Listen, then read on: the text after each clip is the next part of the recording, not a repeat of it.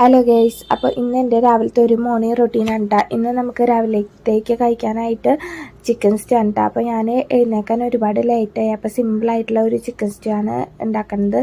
എല്ലാം കൂടിയിട്ട് പച്ചമുളക്, ഇഞ്ചി, സവാള എല്ലാം കൂടിയിട്ട് കുക്കറിലോട്ട് ഇട്ട് കൊടുക്കുക കേട്ടോ. എന്നിട്ട് ഏകദേശം ഒരു 2 വിസിൽ അടിക്കുമ്പോൾ കുക്കർ തുറക്കുക, അതിലോട്ട് തേങ്ങാപ്പാൽ ഒഴിക്കുക. സിമ്പിളായിട്ടുള്ള ഒരു ചിക്കൻ സ്റ്റൂ ആണ്, പക്ഷേ നല്ല ടേസ്റ്റാണ് കേട്ടോ.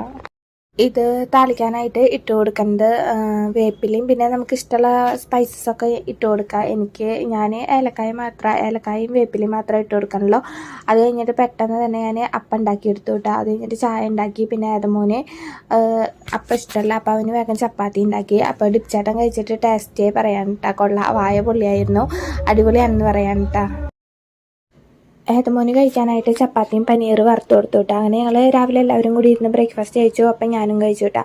അപ്പോൾ ഇതൊക്കെയാണ് കേട്ടോ എൻ്റെ മോർണിംഗ് ബ്രേക്ക്ഫാസ്റ്റും കാര്യങ്ങളൊക്കെ. അപ്പോൾ ഇന്നത്തെ വീഡിയോ